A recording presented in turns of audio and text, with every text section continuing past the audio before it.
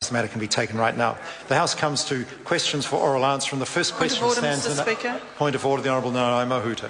I seek leave to hold this question over until the Minister of Education is present and available to answer it. Leave is sought for that course of action. Is there any objection? There is objection. The Honourable Nanaia Mahuta, question number 1. Mr. Speaker, my question is to the Minister of Education. Is it still her strategy in education to, quote, focus on teaching and learning quality, end of quote, and, quote, transparent accountabilities, end of quote? The Honourable Antoli.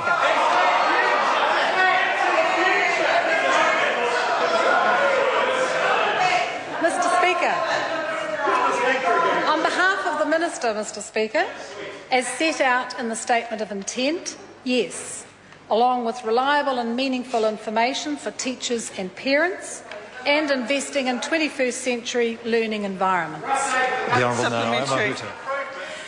Will the policies and procedures for how charter schools are run, managed and delivering educational benefits to students be open to public scrutiny and accountability, or will these terms and conditions be hidden away in sponsor contracts? The Honourable Antoli. Mr. Speaker, on behalf of the Minister, partnership schools will be held accountable.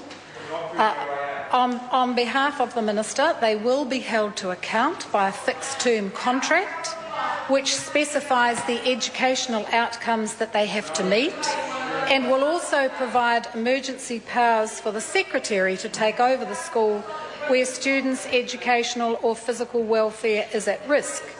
The Education Review Office will conduct regular reviews based on the sponsor's contract, and all partnership schools with students in years 1 to 8 will be required to report on progress and achievement against national standards. The Honourable Nanaia Mahuta. Supplementary, what criteria will be used to determine the funding and staffing level provisions for charter schools? The Honourable Antoli. Mr. Speaker, on behalf of the Minister, each school's contract will differ according to the needs of the sponsor. But in fact, the partnership schools will negotiate with the Crown for a proportion of the staff not to be registered as a teacher. But that does not mean that they will be unqualified. The Honourable Point of order, the Honourable Nanaia Mahuta. It asked for the criteria that will determine the funding and staffing level provision for charter schools. She didn't attempt to outline the criteria. I believe the Minister said they'd be in the contract and would differ for each school.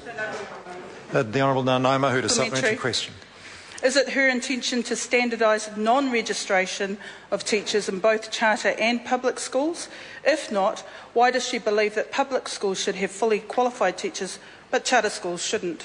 The Honourable Antoli. Mr. Speaker, on behalf of the Minister, once again, the member is confusing unregistered with unqualified.